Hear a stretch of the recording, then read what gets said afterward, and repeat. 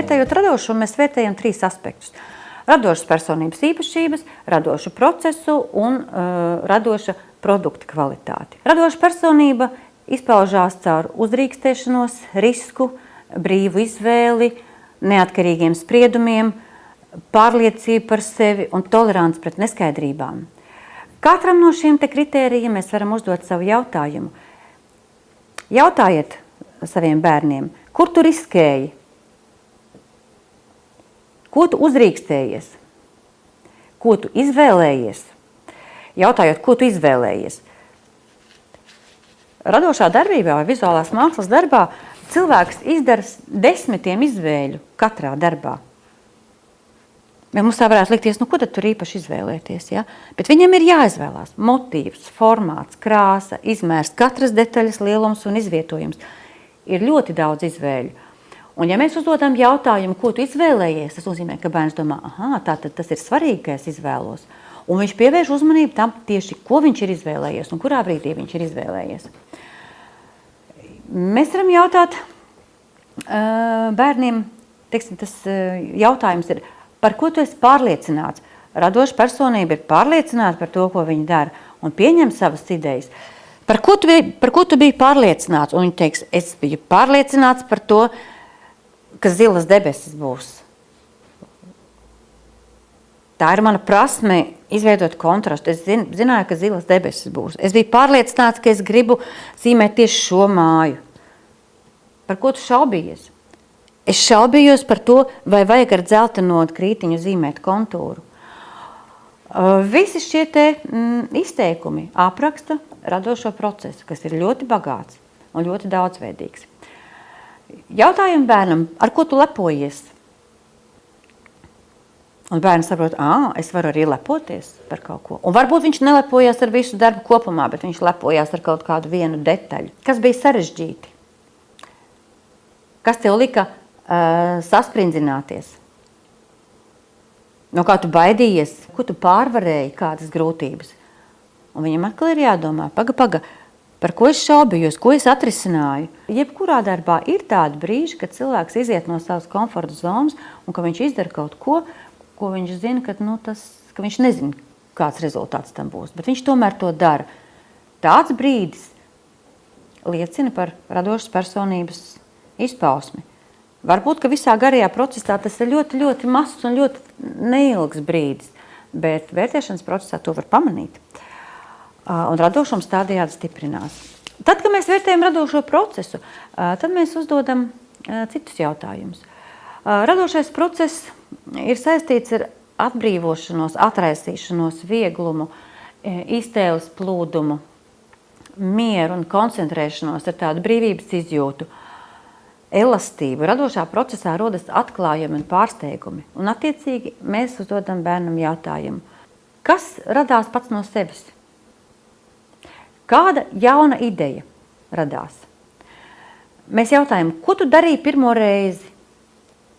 Ko tu darīji citādāk nekā agrāk? Mēs nejautājam, vai tu darīji citādāk. Mēs jautājam, ko tu darīji citādāk. Un tādējādi cilvēks ir spiests nosaukt vārdā kaut kādas konkrētas lietas, piemeklēt jēdzienus, piemeklēt vārdus, ar ko runāt par savu radošo darbību. Par radošo procesu liecina pārsteigums, izbrīns un atklāsme. Un mēs jautājam bērnam, kas tevi pārsteidza? Par ko tu brīnījies? Kāda ideja tev radās? Mēs jautājam viņam, zīmējums man šitāds. Kad tu jūties brīvi šo darbu darot? Kuru vietiņu zīmējot vai gleznojot, tu jūties brīvi un patīkami? Un kuru vietiņu tev bija baila zīmēt un tu šaubījies?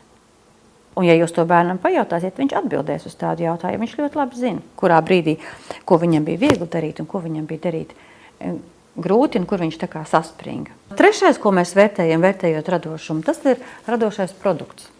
Latviski tas īsti labi neskan, bet angļi lieto vārdu radošs produkts, lai ar to apzīmētu darba gala rezultātu. Tātad to, kas ir taustāms.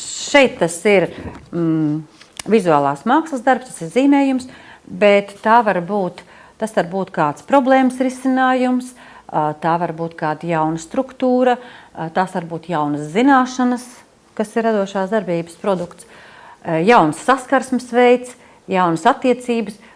Tā kā radošais produkts ir tas, kas ir tā objektīvi redzams un tverams, kas ir radošās darbības rezultāts. Produkts ir radošs tad, ja tas ir oriģināls.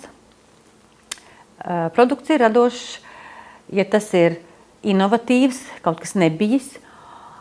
Radošam produktam ir vēl tāds kritērijs kā nozīmība, vai varētu teikt jēdzīgums. Vienkārši bezjēdzīga plosīšanās netiek uzskatīta par radošu produktu.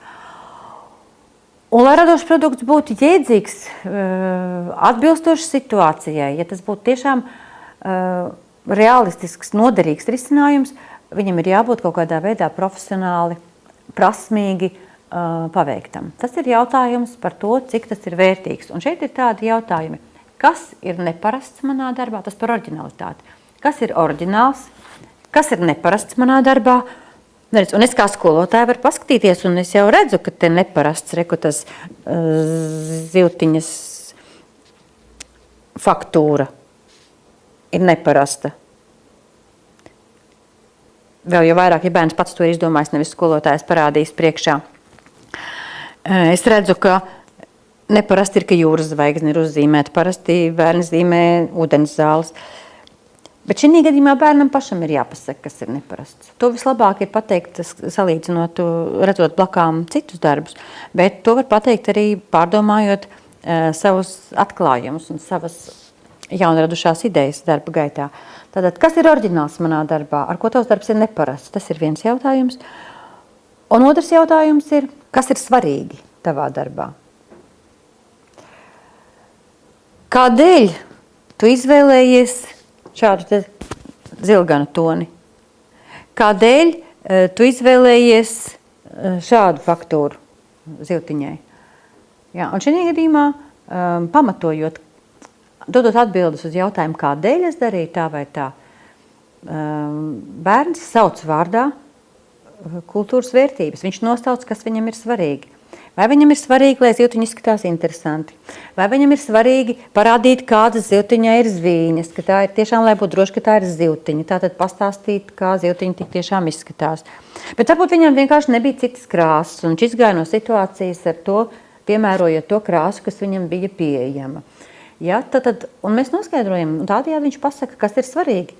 Vai svarīgi ir patiesība, parādīt kādu informāciju, kāda zivtiņa ir, vai svarīgi ir spēlēties un rotaļāties, man vienkārši patīk tā ar pirkstiņu to faktūru veidot.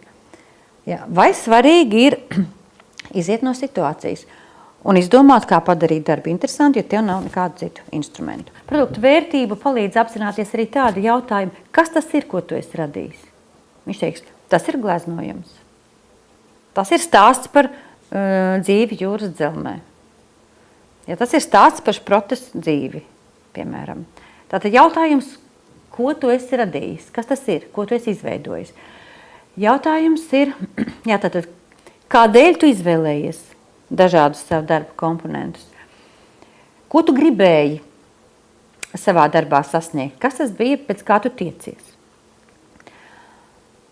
Un tad ir jautājums par profesionalitāti, par prasmēm. Un tad mēs bērnam jautājam, ko tu proti? Labi, kas tev bija jāprot, lai šādu darbu izveidotu? Mēs jautājam, ko tu iemācījies šī darba gaitā? Tu sākumā varbūt neprati, bet šo darbu viņu darot, tu iemācījies. Kas tev ir īpaši labi izdevies? Un uzdodot šādus jautājumus, skolnieks ir aicināts pārdomāt savu radošo procesu un nosaukt to visu vārdā. Kāda loma ir skolotājiem visā šajā procesā? Radošās darbības laikā notiek ļoti daudz un dažādas lietas. No ārpuses skatoties, mēs varētu, skatoties, kā bērns strādā, mēs varētu paskatīties un teikt, bērns zīmē. Bērns zīmē zivtiņus. Tas būs pilnīgi pareizi.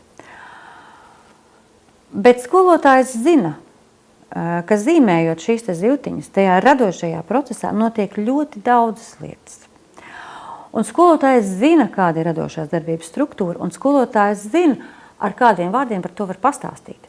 Un šī gadījumā skolotāja uzdevums ir piedāvāt bērnam vārdus, un jēdzienus, par ko viņš var stāstīt par savu radošo darbību. Tie visi nosaukumi un tā struktūra, tas ir skolotāja arsenāls. Skolotājs zina, ka radot kādu šādu zīmējumu, bērnam vajadzēja atcerēties, iztēloties, vērot, izvēlēties, salīdzināt, atlasīt, izmēģināt vienu krāsu, otru krāsu, trešo, izdomāt, kāda būs kompozīcija, pārdomāt savu ieceri un saskaņot savu darbu ar savu ieceri, pārdomāt, kādas izskatās dažādas faktūras un struktūras, izdomāt, kādi priekšmeti un objekti vislabāk šajā darbā izskatīsies, izvērtēt, kā ir iznākusi viena vai otra detaļā un pārlabot, pārtaisīt, izdomāt, ar ko aizpildīt tukšās vietas un vēl 100 citas lietas, ko bērns ir darījis šajā procesā. To zīmējumu bērns var uzzīmēt neapzinoties to visu, bet skolotājs palīdz viņam šīs visas lietas apzināties, nosaukt vārdā un līdz ar to saprast, ka tās ir vērtīgas lietas un ka tās ir svarīgas lietas. Un jo vairāk skolotājs šādus te jēdzienus piedāvā, jo pēc radošas darba izdarīšanas bērns zina, es māku izvēlēties, man ir ar ko lepoties. Ir lietas, kas man iznāk ļoti viegli. Es brīnījos par ideju. Es tagad kaut ko esmu jaunu iemācījies, kaut ko jaunu sapratis. Tas ir svarīgi bijis, ko es esmu darījis. Un viss šis te komplekts stiprina bērnu pārliecību par to, ka viņš ir spējīgs radīt labas lietas un mācīties vēl daudz ko citu.